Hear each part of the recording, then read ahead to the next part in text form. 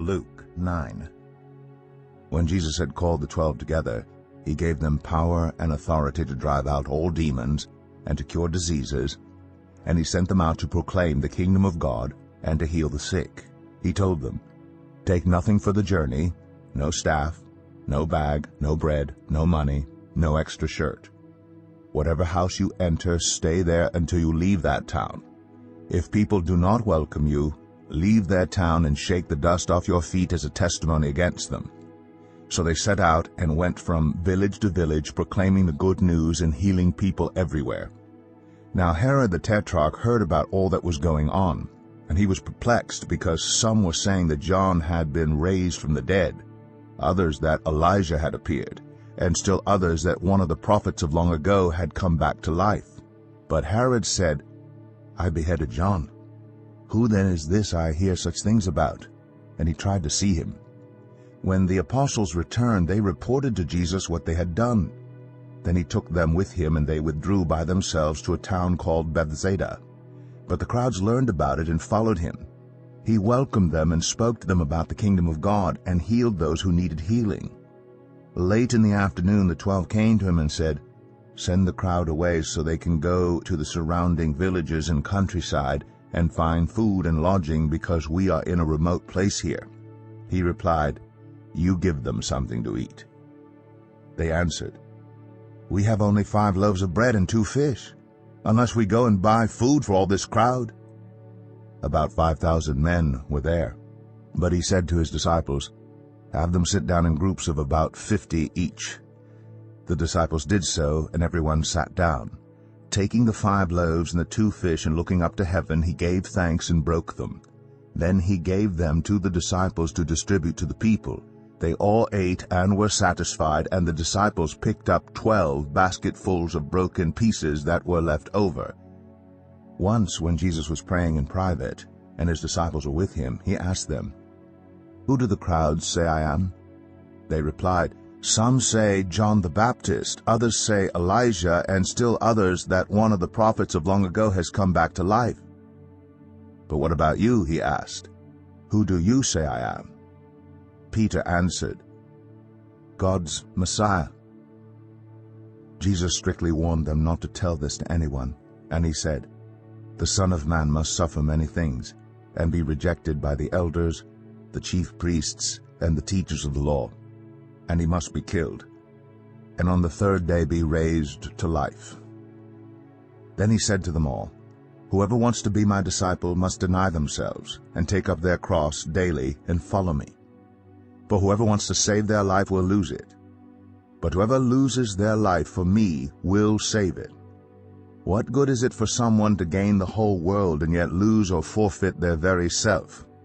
Whoever is ashamed of me and my words, the Son of Man will be ashamed of them when he comes in his glory and in the glory of the Father and of the holy angels. Truly, I tell you, some who are standing here will not taste death before they see the kingdom of God." About 8 days after Jesus said this, he took Peter, John, and James with him and went up onto a mountain to pray. As he was praying, the appearance of his face changed, and his clothes became as bright as a flash of lightning. 2 men, Moses and Elijah, appeared in glorious splendor, talking with Jesus. They spoke about his departure, which he was about to bring to fulfillment at Jerusalem. Peter and his companions were very sleepy, but when they became fully awake, they saw his glory and the 2 men standing with him. As the men were leaving Jesus, Peter said to him, "Master, it is good for us to be here. Let us put up 3 shelters, one for you, one for Moses, and one for Elijah." He did not know what he was saying. While he was speaking, a cloud appeared and covered them, and they were afraid as they entered the cloud. A voice came from the cloud saying, "This is my Son, whom I have chosen. Listen to him." When the voice had spoken, they found that Jesus was alone. The disciples kept this to themselves and did not tell anyone at that time what they had seen. The next day, when they came down from the mountain, a large crowd met him. A man in the crowd called out, "Teacher, I beg you to look at my son. for he is my only child. A spirit seizes him, and he suddenly screams. It throws him into convulsions so that he foams at the mouth. It scarcely ever leaves him, and is destroying him. I begged your disciples to drive it out, but they could not."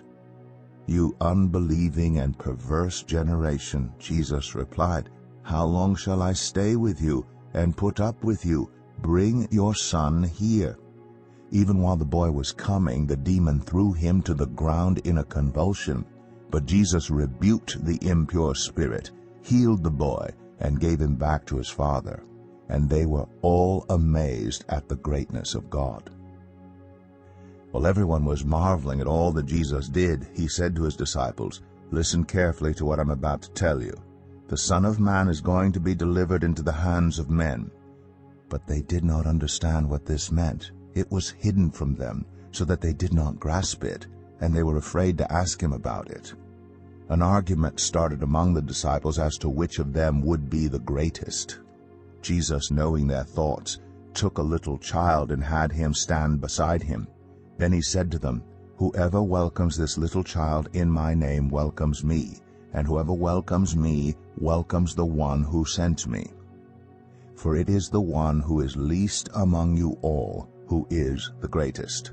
"Master," said John, "we saw someone driving out demons in your name, and we tried to stop him because he is not one of us."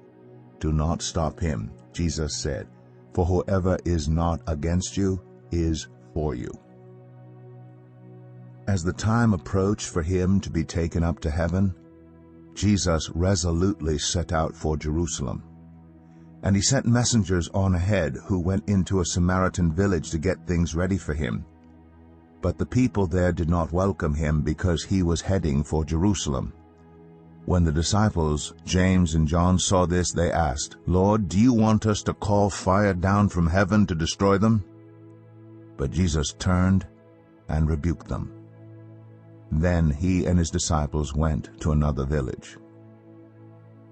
As they were walking along the road, a man said to him, "I will follow you wherever you go." Jesus replied, "Foxes have dens and birds have nests, but the Son of Man has no place to lay his head." He said to another man, "Follow me." But he replied, "Lord, first let me go and bury my father." Jesus said to him, "Let the dead bury their own dead, but you go and proclaim the kingdom of God." Still another said, "I will follow you, Lord, but first let me go back and say goodbye to my family." Jesus replied, "No one who puts a hand to the plow and looks back is fit for service in the kingdom of God."